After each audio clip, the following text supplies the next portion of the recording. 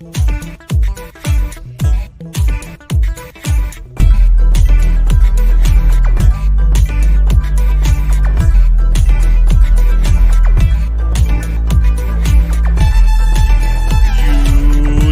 Spurs of America, with your hosts, Michael and Jacob.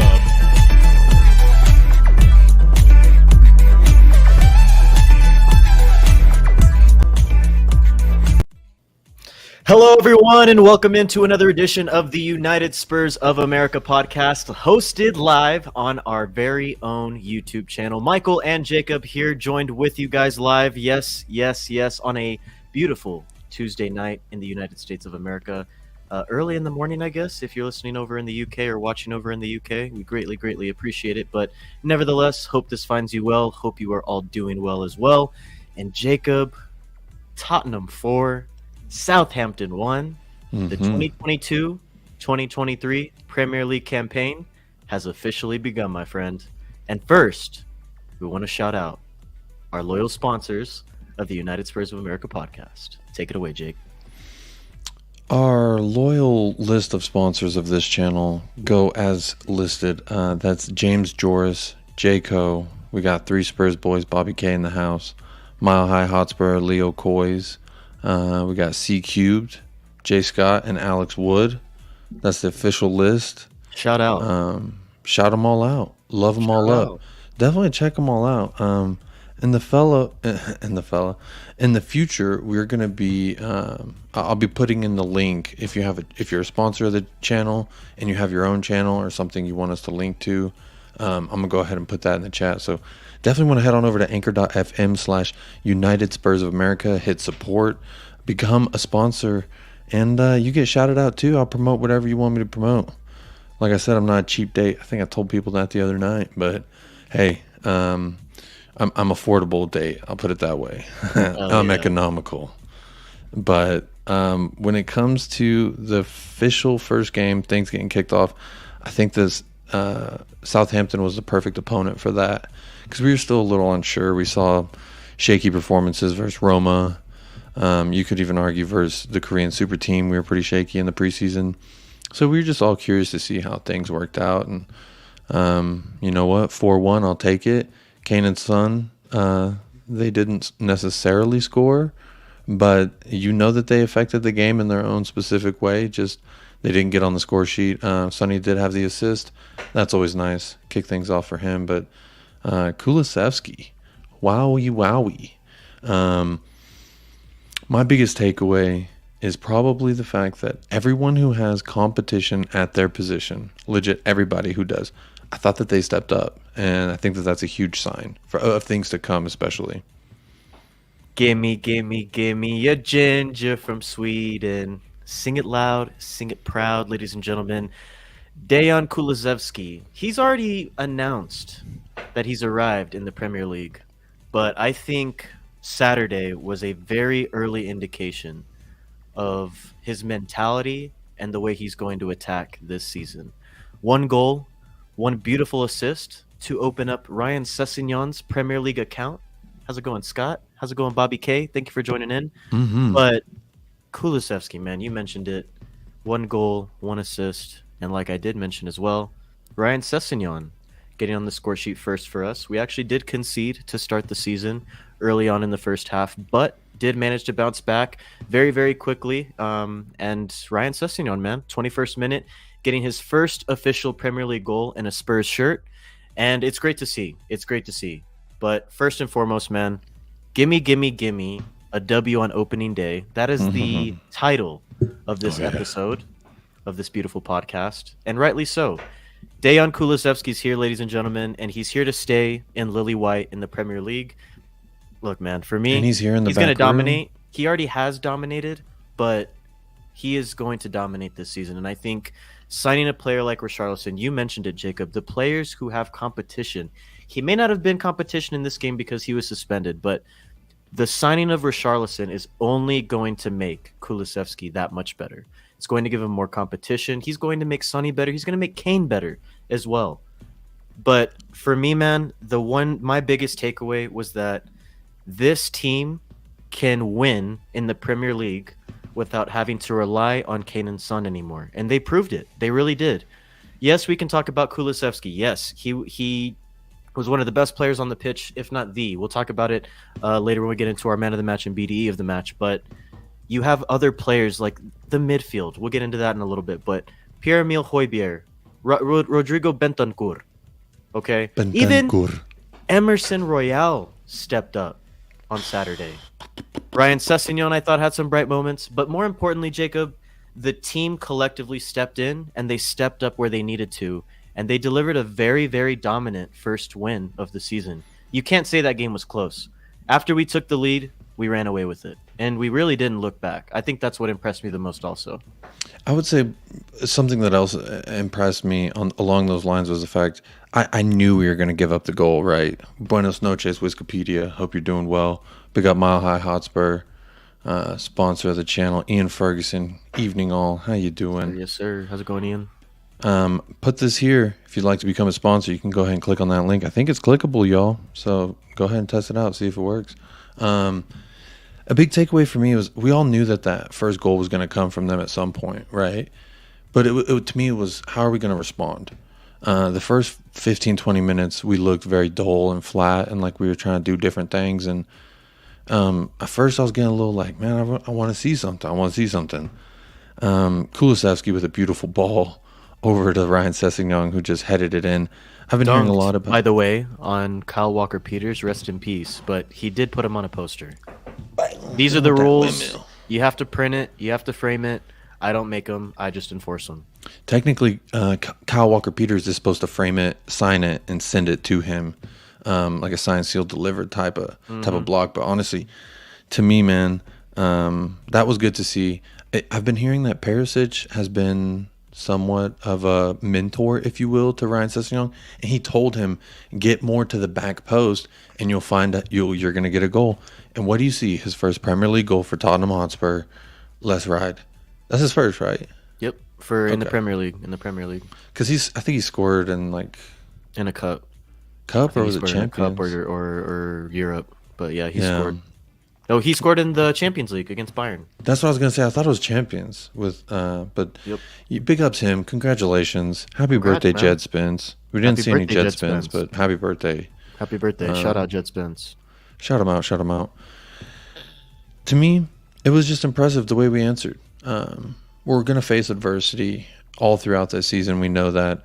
I do think we need to get Son and Kane going because when we play Chelsea at Stamford Bridge, it's not going to be Eric Dyer and Ryan Sessegnon getting on the score sheet. Of course, well, it can be, but it can't be your only goal scorers when you're playing Chelsea. I'm hoping it's not because we need Kane and Son scoring goals. That's just it. No, I definitely agree, man. It was really good to see Sessegnon's first Premier League goal. You mentioned it. I also wanted to say real quick, if I would have told you on Saturday before the game that Eric Dyer would have more goals than Son and Kane in the Premier League combined, would you have believed me? I would have thought you knew something I didn't because it's too specific and too outlandish to be something that could be true. So, but look, man, Eric Dyer, really good header. Really good header too. Really good header. He's a big Sonny, boy. Beautiful ball whipped into the box. You mentioned it, Sonny. He impacted the game in a different way. Obviously, not getting on the goal sheet necessarily, but he got the assist. I thought he played bright in some moments. Yes, he did have a down game, and I will admit that Harry Kane did as well. Our two best players weren't on their game, and we still got the dub. That's what's encouraging to me. And it was a dominant win as well. Dominant win. But listen, man, Eric Dyer, shout out Eric Dyer. I love Eric Dyer. Eric Dyer loves me. You know the rest. You know the chant. But 31st minute, first goal of the season for Eric Dyer as well. And then I also wanted to shout out, hold on, let me look up this full name here. Mohamed Salisu, who scored our third goal, own goal, the Southampton center back. Fun fact, was also, if you remember, the player who got sent off in I think it was a 0-0 draw, the game where it was away at Southampton, I believe, and Harry Kane was called offside when he wasn't. It was that controversial game. But regardless, shout out Mohamed Salisu for scoring probably one of the worst own goals I have ever seen in my life. Hands down. It was embarrassing. I was embarrassed for him, but I was also laughing. I enjoyed it. I'm sure the rest of Spurs, of the United Spurs of America, enjoyed it as well. But shout out Mohamed Salisu. I will give him a shout out today. And then our fourth and final Big up goal was Mohamed scored Salisu. by none other than this ginger from Sweden himself, Deon Kulasevsky. Dan, what a man. I want to talk about the midfield, man, and I want to talk about a player who you have backed for a long time. I've given him some stick. It was deserved, I will say, but I have given him some stick in the past. Who are we talking about? Pierre-Emile Højbjerg, man, was Okay. really good. I thought him and Rodrigo Bentancur really ran that midfield against Southampton. And like I mentioned already, once we equalized and once we took the lead, we never looked back. And I think a big part of that was that they were able to control the game through the middle of the pitch, and they were able to distribute out to our wingbacks, who then were able to get a little bit more forward into that final third of the pitch. But for me, man, the midfield partnership of Bentancur and Højbjerg that started on Saturday, they're the midfield duo that got us to the Champions League and got us top four, and they were the midfield duo that started out our 22-23 Premier League campaign. What were your thoughts, Jacob? For me, I thought Højbjerg and Bentancur were some of the best players on the pitch. I thought Bentancur was class. We saw him a little up and down this preseason, but I mean, at the end of the day, this is the duo, the partnership that got us Champions League. I mean, first and foremost, I love Yves Bissouma. You know I do. I'm probably going to buy his kit this season, that big old ugly 38. But there's no denying that there's a certain chemistry that these two have together. I think Antonio Conte wants to work Bissouma in with one of those guys in some way, shape, or form.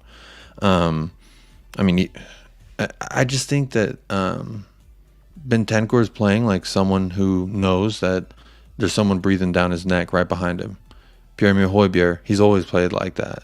We're always going to get that little mixed bag from Pierre, right? We're going to get those ugly balls over the top that were to nobody.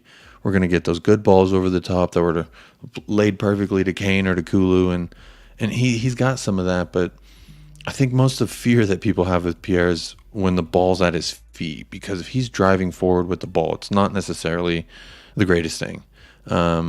He can look a little out of sorts, maybe a little clumsy, if you will, but overall, when these two work together, they know what the other one's doing. And I think that that's a major part of it. When you look at a player like Harry Winks, when he's slotted in, it's just not progressive. There's no real creativity. So I'd be real curious to see how this is going to play out with Bissouma, Højbjerg, and Bentancur. Not to mention when Oliver Skip comes back. We know how classy he is. We know just how physically, how good he is. So it would be real interesting to see. Wikipedia says Cess will be the Spurs' Moses. Big up Aaron in the chat. Thanks for tuning in. But for me, man, we have a good problem in the midfield. Yeah. We have options and cohesive options. Because if we're really trying to slot in a better guy like Bissouma, at the end of the day, we already have a partnership that works. So if it don't work, pull out Bissouma, put on Bentancur or Højbjerg, whoever, retrospective. But to me, it's a good problem to have. In the front, we have a good problem. Kulusevski is playing like a man on fire. I told you this during the game. Physically, he looks different than when we first got him. When we first got him, I was like, he's got it like that. He's strong on the ball like Kane. His turning and his pace, quickness and burst, it didn't really seem there. But hey, Antonio Conte, I think when you work with him and what we've heard from Kulusevski, the quotes, he enjoys working, he enjoys the pain. To me, these are all good recipes. It's all adding up into this beautiful stew, this crocker pot, if you will. And it's looking mighty steamy, looking tasty. I think once we get a few more spices and a few things tweaked and learned out, especially with the left and the right wing back position, and whoever's going to be our strongest left center back going forward, we got to figure this out, because I don't know when Champions League draw is, but it's coming up. Got to get this sorted out, in my opinion. So, no, I totally agree, man. I think Shout out Cubed, man. Shout Another out Cubed. sponsor of Thanks the for tuning channel. in. It's like a totally different Jacob when Mike is here. I love to hear it, man. I'm the one who keeps him in line. Mike, when it's late at night, you can't. No one can control me, and we go places. I did not control you on Jacob's joint, by the way. I let you do whatever you want. It's That's Jacob's true. joint, man. It's not my joint. The pop up Hey. with Jacob. Sorry, pop up with Jacob. Yeah, Jacob's joint was what we tried out before, but I think pop up with Jacob's a little more Pop interactive. up with Jacob, man. Pop up. Pop up, pop in, pop out. Pop Let's in, pop go. out, man. That's I how popped in and popped out last time. Exactly. I'm the motto right now. I'm the motto. Exactly. A lot of people here in the chat, they pop in and pop out with us. Bobby K, Mile High Hotspur, Leo Coys, Aaron, Scott M. I think we're waiting for Scott M to pop up, but guess what? I got Scott happen. M's digits. He hit It'll me up. happen. I got them digis on my phone, so I'll be hitting him up for a little pop in, pop out. That's the Speaking fun of part. Scott, he said that August 25th Champions League draw. So there you go. It's coming up, man. You're right. That's in like 15 days. That's like 15 days. Yeah. Oh, just about. Mike But no. equals Jacob's angel on his shoulder. I am. I think because I know the amount of bullshit that Michael will put up with, so I have to limit it and intersperse it throughout the show. Because I mean, for the pop-ups and for Colin's late night, it's just on. But Mike, I appreciate you. Thank you. I also know how to humble you pretty quickly, though, so it's okay. Sometimes I'll let you. I gotta watch what I say. Sometimes, Yeah, sometimes I'll let you, but but sometimes I'll say I'll snap back. That's true. But no, that's man. true. Look, back to both the midfield, and also I wanted to speak on Ryan Sessegnon while we talk about it, because for me, man, I thought he had a very, very bright performance. It was probably his best performance in a Spurs shirt, in terms of, I guess, short-term memory for me. But I thought he was really bright, man. I do still think he needs to work on his distribution in the final third and his decision making, but he's still young, man. He's still young, and he's going to learn. And you already mentioned it, Jacob. One of the main reasons why Ivan Perisic was brought here was to mentor guys like Ryan Sessegnon, who have a natural fit in a Conte-like system and are able to speak then with players who have basically won it all. You know, Perisic has won everything in Germany pretty much, and he's won the Champions League. He's won in Italy as well. So this guy, he's a born winner. He's a player that you need in that locker room. He's a player that you need to mentor other players, because I think before in the past, one of the biggest things that Tottenham got stick for were just because of the mentality. You know what I mean? And Jose came in, he tried to change it, kind of did, kind of didn't, because, you know, we didn't end up with the trophy or whatever, but you can see that Conte is really getting the best of them now. Like he's really getting the best out of them, and he also knows how to motivate them and mentor them. And by bringing in guys that he's already worked with in the past, who he knows will work for him, and he knows they'll work hard. Ivan Perisic, man, he's getting up there. What is he, 34 or something like that? 33. 33. So these are guys that are still going to give their all for a manager like Antonio Conte. That is why they brought him. Why he brought them there. Brought him here. So for me, Ryan Sessegnon, I think he's only going to get better as the season progresses. I know he gets a lot of stick from some fans, and I mean, some of it, yeah, it's justified because he's been here for a while, and, you know, he struggled with injuries. He struggled to gain some sort of form or consistency, and it seems like whenever he has had bright performances, then he either gets a slight knock and he's out for a game or two, or then he just falls flat the next performance, and then we don't really hear from him for a while. I think this is his year, man. I really do think that this is his year to really step up. And he does have that potential to be a Victor Moses type player under an Antonio Conte like system.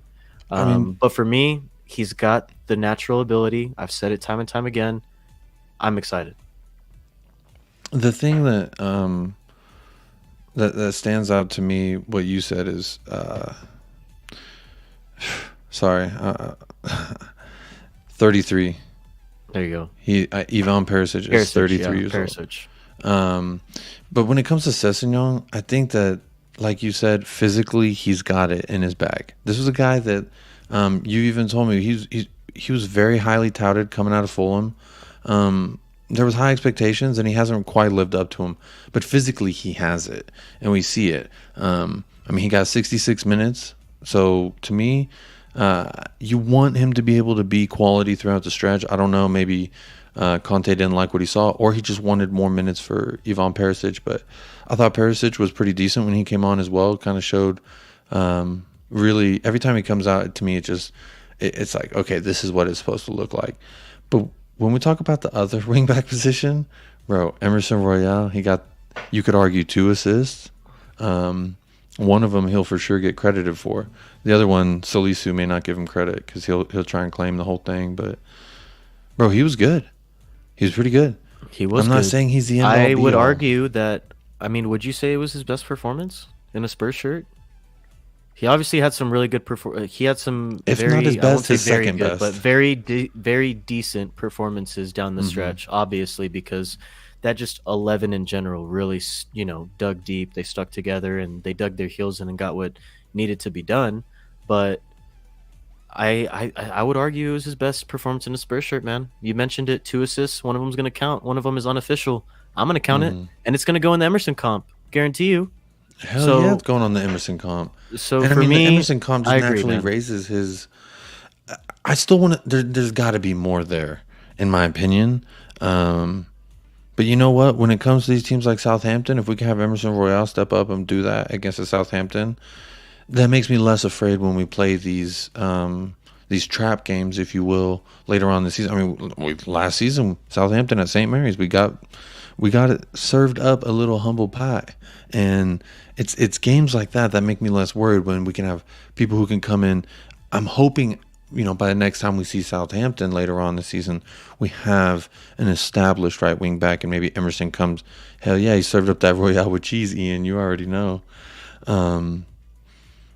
Like I said, man, I think that this is something that I've been always echoing, that players are better under Antonio Conte.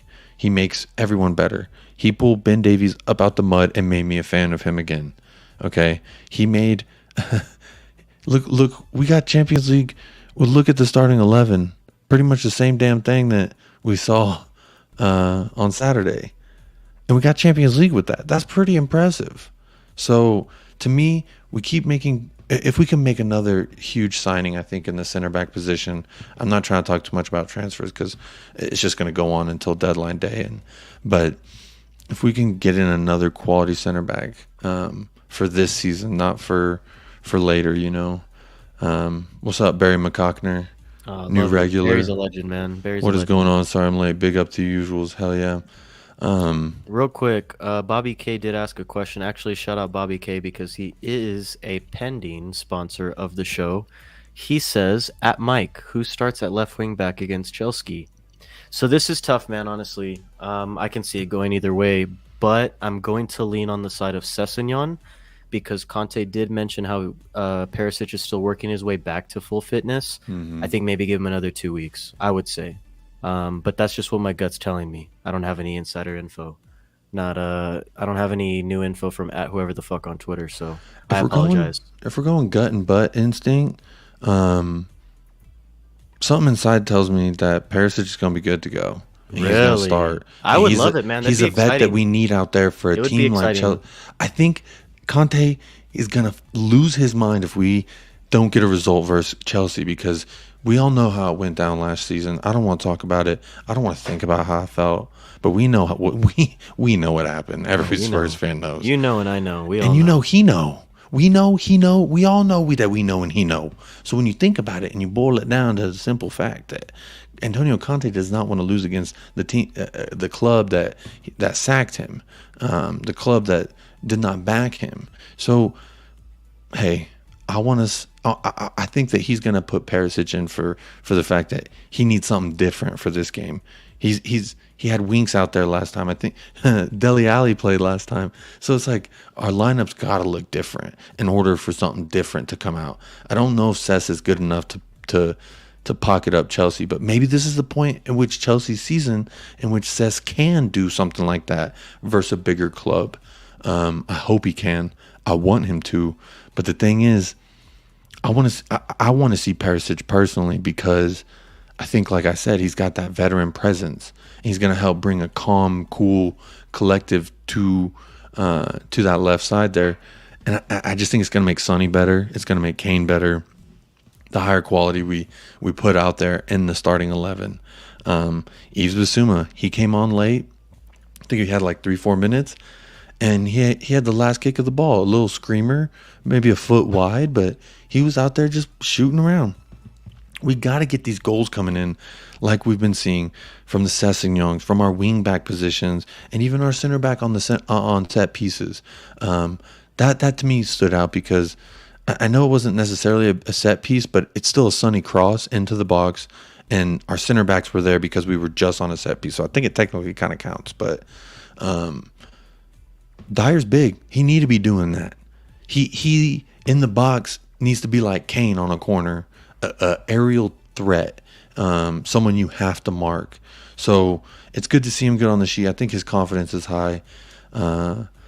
There's two sides to this coin, man, that the chat is currently debating on. We'll get into this question, guys, but I think we'll debate a little bit more on this and focus a little bit more on this because it is a good topic. We're gonna wait for Friday. And by the way, we're 26 minutes in. I'm a terrible host. This is the first time I'm going to say, please like and hit the subscribe button as well on the United Spurs of America YouTube channel. If you're listening or watching on Spotify right now, hey, do me a favor. Hit the follow on Spotify. Hit the heart on this episode. And then also when you're done, scroll up real quick, swipe up real quick, and then head over to your YouTube app, hit like on this stream, and hit subscribe on the channel. On the channel. Just like Jacob just did. Just did it. I literally just did it. So there you go. That's how easy it is. Thank you for that, Michael. And once again, do want to shout out our loyal sponsors that are currently scrolling at the bottom. If you would like to become an official supporter of the United Spurs of America podcast, hit that link.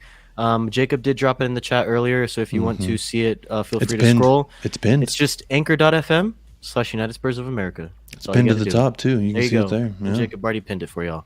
But no, seriously, thank you guys for all the support. We really do appreciate it. And for our special sponsor list, thank you so much for your support as well. And as always, any and all support is greatly appreciated, even as little as, hey, just clicking the like, clicking the subscribe. That's free. It's good with me. It's good free. with me. You don't even have to pay 99 cents, $4.99, $9.99, whatever it may be. You don't even got to pay that. All you got to do is just clickety. Something you're going to do after this and before this. So big ups to everyone who's already done that. Make sure to hit that like. We got, 11 people watching? Let's get 10 likes. Come on. We're at 8, I think. So there you go. But hit the like, hit the subscribe button. We appreciate all the support. But Jacob, yes, sir. We have a live stream on Friday, my friend, and it's right here in this very place. As I was saying, we're going to debate that topic and a whole lot more on our official preview of the Chelsea match. That will be on Friday at our normal time, 12:30 p.m. Mountain Standard Time, 2:30 p.m. Eastern Standard Time, and then if you're in the UK, 7:30 UK time. So make sure to check us out, and also hit the like and subscribe when you're there as well, if you haven't already.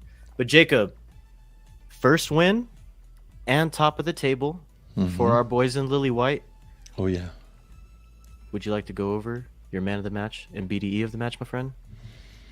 I feel like I'm glad you chose me first because my answer is going to be super, super obvious. Man of the match for me has got to be Deon Kulasevsky. You look at this man's stats, 86 minutes, 1 goal, 1 assist. He had 1 shot blocked. All right, 60 touches, passes 36 of 39. So 3 passes that weren't completed. That's pretty good, sitting at 92%. This man was on a mission. That long ball, he's 1-of-1 long ball. You know where that went. Ryan Sessegnon's forehead, and he headed it in. So this man was creating for himself. He was creating for others. That's what you love to see. That's a man on a mission. He said, for Charlie, you're going to have to sit another week, my friend, because I'm going to score against Chelsea. Deon Kulasevsky. What a Dan, what a Dan, what a Dan, what a mighty good Dan. What a mighty good Dan. Yes, he is. So, Deon Kulasevsky, my man of the match. I'm going to say my BDE, it's got to be Christian Romero. That man. Oh, the tackle. I know when which tackle you're talking about. You slide in a tackle like this, you're like, you ain't getting away from it. He had his back turned and everything. It was great. I love to see it. Pick up the yellow. He was aggressive, maybe a little too aggressive, but to me, you don't want to rein that in. You want to let the beast run. You don't chain a lion to a cage. You just don't. You have to let him run up on that boulder, climb that tree, chase down the zebra, get the antelope. You know what I mean? He's a beast. I I can talk about Christian Romero all day, but again, this is a guy I already predicted over the summer. He's probably going to win the most BDEs and the most yellow cards. So Christian Romero's got my BDE market. If Christian Romero did not have that tackle, my BDE of the match probably would have gone to Emerson Royale. I'm going to agree with you, my friend. Sorry I'm being a little bit basic and boring today, but I just kind of feel like I said, other than Emerson Royale, I think Christian Romero did earn the BDE of the match. My man of the match has to be, it has to be, man. Really? Can it be anyone else other than Deon Kulazevsky? Like we already said, 1 goal, 1 assist, and so much BDE as well. You could argue that he could get the BDE of the match as well. I would say there's 3 loyal and very serious nominees right now for BDE and man of the match because, or BDE of the match, I'm sorry. For me, though, he's the only one that can be considered for man of the match. The way he played, I think for me, man, one of the most impressive features of his game and his abilities is to control the ball in tight spaces and also pass the ball in tight spaces. The little 1-2s that he's able to play with the rest of the front 3 and Son and Kane, and then also with a player like Emerson Royale, that's dangerous, man, and it's lethal. And it was. We had seen it before on his last goal, I believe, of the season from last year, where Emerson had played a little 1-2 to him, and then he curled it into the top of the net. Mm-hmm. It was sort of similar to the one that he had, but it was more kind of like tucked it in to the back corner.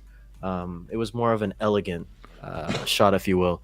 But for me, the way he's able to control the game, really control the ball at his feet, act like the ball is glued to his boots at all times, is what is so impressive to me because he's so young. He's still really, really young and he's got a lot to learn, but his football IQ and his mentality is already at the level, I would say, of like a 26, 27-year-old playing in the Premier League who's already like proven in the Premier League.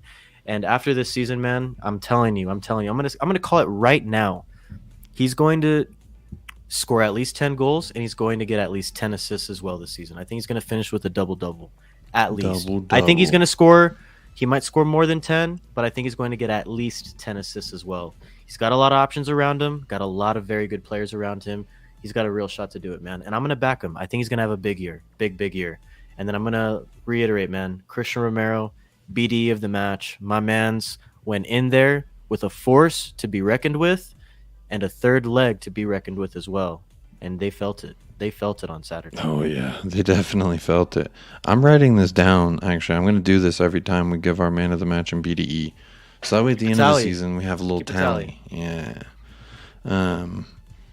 Solid choices. I figured we'd probably agree. It seems pretty obvious that those were going to be our 2.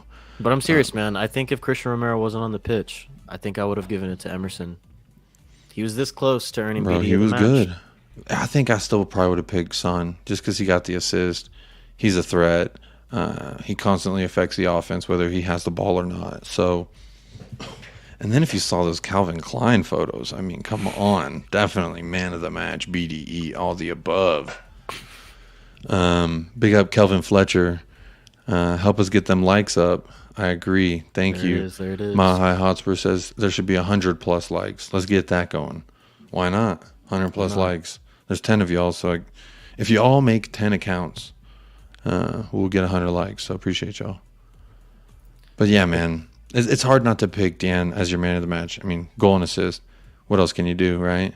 I have a question for you, and I guess this will kind of maybe wrap up the pod, I guess, or at least wind down. But I got a question for you, Jacob. Who impressed you the most? So, like, not necessarily the best performance or the most dominant or the most goals or most assists, but was there anyone that impressed you the most maybe that we haven't talked about yet? Or that we have talked about, doesn't matter, but who impressed you the most? Like really, really impressed you?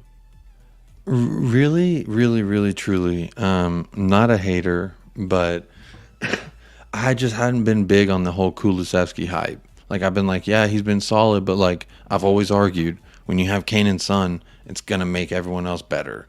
And it's hard. So I'm not saying I've been down on the guy. I just haven't been as high as everyone else. And I've also kind of been like, Why is everyone getting Kulusevski shirts? Son's your fucking daddy, and you know it. But let's just be real. So I think that he's definitely the player who impressed me the most, just from really the jump, because every time he had the ball, he was doing something pretty positive. Like I said, he had 3 bad passes, and I think those all came within the first 20 minutes. So to me, he impressed me because he looked faster, he looked fitter, more confident with the ball. He still possessed the same qualities that he had before. Killer left foot, okay, strong on the ball like a Kane, can turn with the ball with his back to the goal like a Harry Kane. Those are the things that I liked about him from the jump. Now I'm starting to see him a little quicker, a little more fit, getting up, getting back. And really, it's just a beautiful thing to see. So it sounds cliche, it sounds kind of dumb, but I definitely have to choose Deon Kulasevsky as the most impressive player to me. Honorable mention, though, fair play, Emerson Royale. He vastly better than he was in the preseason.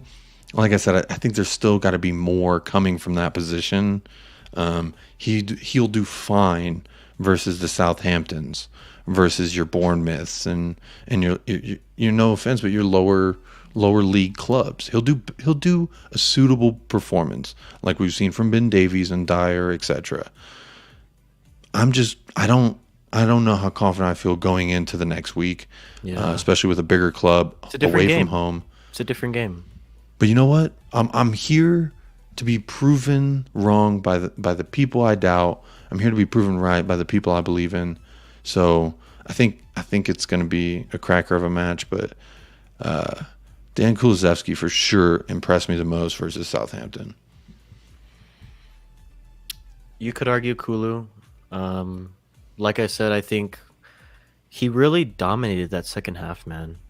For me, it was beautiful to see, and not only dominating the second half the way he just kind of ran the show in the final third at times, but he also started the game really well. We already mentioned it. He had the beautiful cross and the beautiful assist to Ryan Sessegnon early in the first half. I think for me, I'm going to go with your honorable mention. I truly did not think that Emerson had a performance like that in his bag. And I think the thing that impressed me the most is that I don't think I ever said, oh, fucking hell, Emerson. I don't think I ever said that on Saturday, if I'm being honest. And I definitely said, oh shit, Emerson, all right. Way more than I was used to. Way more than I was used to. His passing in the final third was a lot more accurate than we've seen in the past. You could argue that's one of his biggest opportunities coming out of last season. I know just he's got a lot to work on. He's raw, he's young, I understand it, but I think one of his biggest opportunities was really affecting the game in the final third, and he did that. And you're right, Jacob. I'm more comfortable with him starting against Southampton and doing this against teams like Southampton and that quality and below.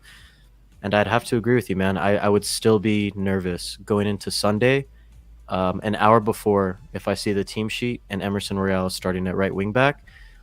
I think it's kind of crazy to say, but I think I'd be a little bit more comfortable with Doughboy over there on the right. But look, man, you said it, and I'll say it again. I'm here to be proven wrong.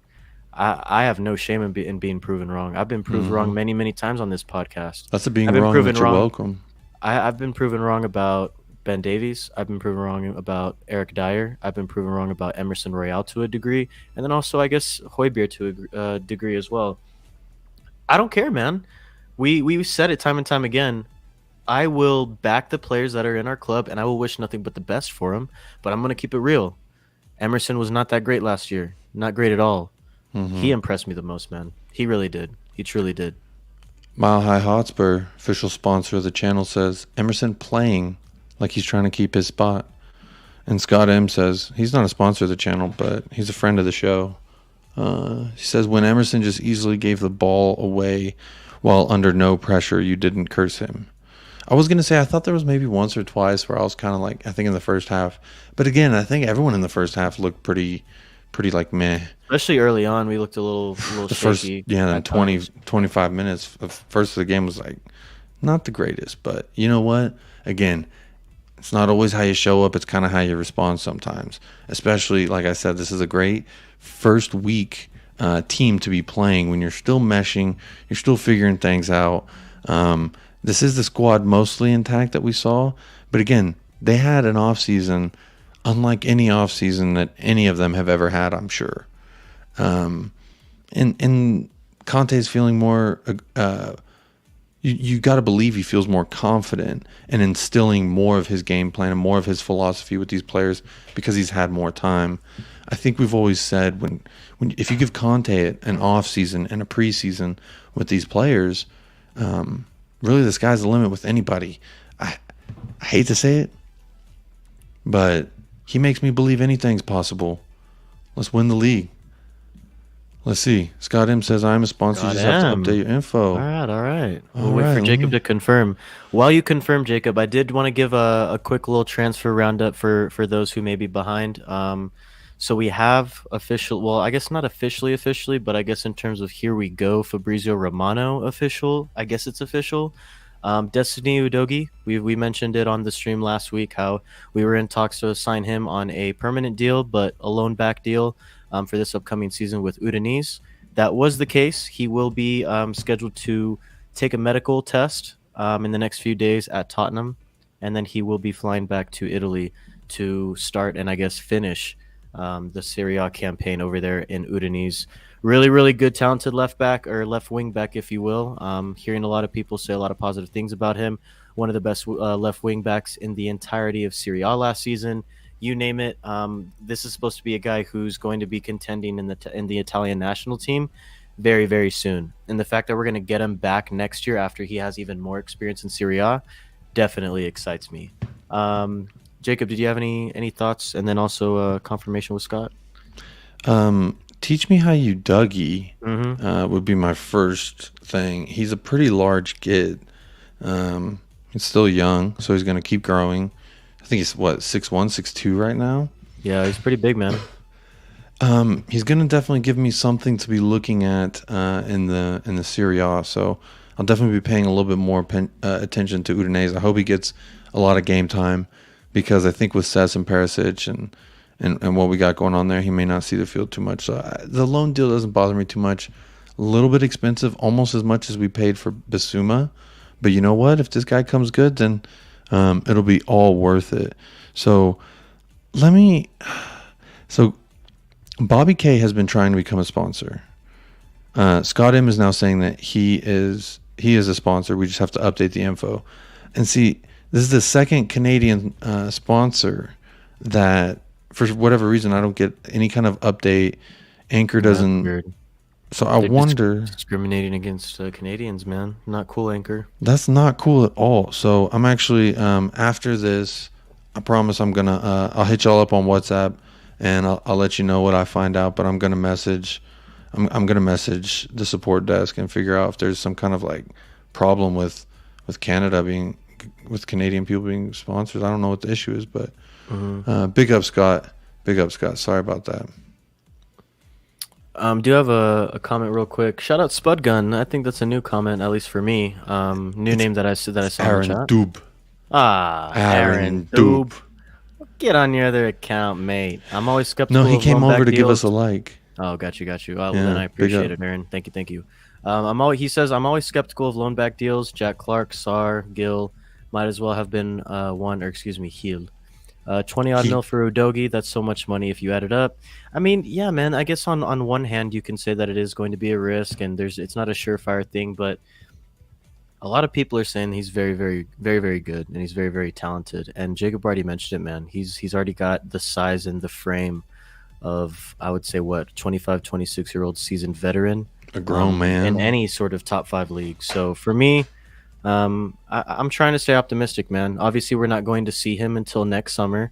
So let's see how he does this season. Let's kind of let's watch him from afar, evaluate, and we'll go from there. But I'm excited. I know Jacob is too. A lot of Spurs fans are. But honestly, man, this is one obviously for next year. So I won't harp on it too long. We also have some fresh news as well about Tanguy and Ndombele. Apparently, Napoli are one of the clubs interested in his services. They're currently trying to sign Keylor Navas, Raspadori from Sampdoria, and then Gio Simeone as well from Oh man, I blanked. That's brutal, man. That is brutal. It's not Venezia, but it's something. It's another club in Serie A. Regardless, they are in talks Napoli for Tanguy and Ndombele with Tottenham, and also another quick bit. Villarreal are still interested in possibly signing Tanguy and Ndombele. We already know they're trying to go in for Giovanni Lo Celso along with Fiorentina. But look, man, 2 more names off the books, 2 more names out the door that Conte doesn't want. For me, let's get the deals done. To me, this is 2 of 3 that I felt like are things you got to get done. We saw there was 4 players left behind when we went to Korea. So to me, that was pretty telling. But for the Udinese deal with Udogi, Destiny, it's a good business. I'm still a little afraid. I'm a little timid just because of this has happened in the past. Brian Keel hasn't really done anything at all. So it makes me a little skeptical, but these are the lower deals. This is the club deals, that is for the future. And hey, it's an Italian guy. Maybe this means Conte is going to be here a little bit longer. And every week you get with Conte is just a week of getting better. So, but Giovanni Lo Celso, he's got to go. I know Villarreal's in for him. There's another team that I think was Fiorentina, trying to swoop in for Gio. Someone swoop in for Gio. Please, someone swoop in. I also heard Villarreal might be in for Tanguy, along with Napoli being in for Tanguy. Any of those, we need those deals to get done. Unfortunately, haven't seen many links with Harry Winks. If you like that little rhyme there, which is a little surprising. I thought maybe like a Nottingham Forest or a recently promoted team might look at him, or maybe a recently relegated team like a Watford or something. I thought someone would come knocking for him. I wonder what's going on there. Do you think that it could just be a matter of his agents like, no, we're not going to certain teams, or maybe we're not shopping him? Maybe I don't know what's going on. Yeah, no, for sure, man. But for me, I agree. Get these 2 out the door. It's must do. I totally agree with you, man. Any final thoughts before we wrap this beautiful edition of this beautiful podcast? Thank you all, by the way, for everyone who's still here and still tuning in. We truly appreciate all the support. Any and always are always appreciated. My final thought is, well, first, before I say my final thought, my friends in Canada, I'm on chat with help right now, so I'll hit y'all up tonight. I'll let y'all know what happened. My final thought is really, I feel good that some players are starting to score. I think Sessegnon scored. That's a good sign. Kulusevski's coming into his own. Owen Goal's showing up. Owen Goal's a frequent contributor as of late. He's been a top scorer at times. So definitely big shout out Owen Goal for showing up this year. But my final thought's got to be, and it always usually goes back to the one and only Heung-min Daddy, Heung-min Hung, Heung-min Wetness, Heung-min dripping moisture from the rafters. I think once he comes good, like he's going to, I think it could be this week versus Chelsea. People critique him, say he doesn't always do the greatest against Chelsea. I beg to differ. Heung-min Daddy is great when he wants to be. And you know what? I think he's going to want to get on the score sheet. I think so is Kane. So I know we're going to do more of the predicting and talking about Chelsea and X, Y, and Z on Friday. So everyone who's in the chat right now, everyone who watches this on replay, definitely hope y'all will tune in and are available to tune in. Maybe even join us for that Friday show. So big ups. Hope to see you there. But I'd really fear us if I wasn't a fan of Tottenham.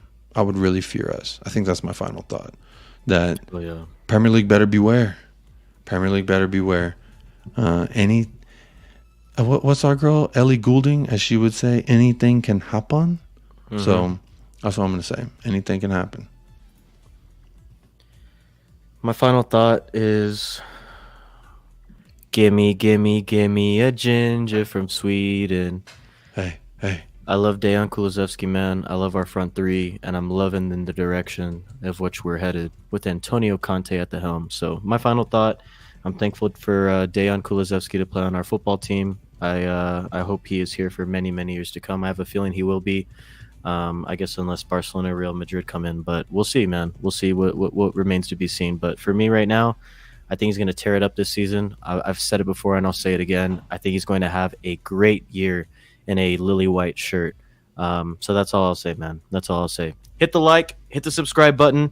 And thank you guys so much for listening to another edition of the United Spurs of America podcast, hosted live on our very own YouTube channel. Make sure to hit the follow button if you're listening on Spotify. Thank you guys so much for listening or watching on Spotify. And thank you so much for watching on YouTube for those of you who are live right now or watching it back. Make sure to hit the like. Make sure to hit subscribe. But, guys, we will be back this Friday, 12:30 p.m. Mountain Standard Time, 2:30 p.m. Eastern Standard Time, as well as 7:30 p.m. UK time. We hope to see you there. It's going to be the preview, the official preview of this weekend's Chelsea match at Stamford Bridge. So please make sure to set your alarms, hit the notification bell so you never miss a video. I was going Big to say, up the hit lads. that bell. You want to make Hit sure the you hit bell. that bell Hit the because bell. popping up with Jacob's going to pop up whenever. You never know. Popping up with Jacob's going to pop up. And also, I forgot, I was about to pop out right now, man. But we got to shout out our loyal sponsors. Shout out That's to right. James Joris. Shout out to J. Co. Shout out to 3 Spurs Boys / Bobby K. Shout out to Mile High Hotspur and Leo from Colorado Spurs. Shout out to C Cubed, Jay Scott, and Alex Wood. Hope you guys are doing well. Hope you guys are staying safe. And if you want to become a supporter, anchor.fm / United Spurs of America. Regardless, though, big up the lads. And Jacob, Come on, you beautiful, sexy, Sonny and Calvin Klein Spurs. see you on Friday. Quiz.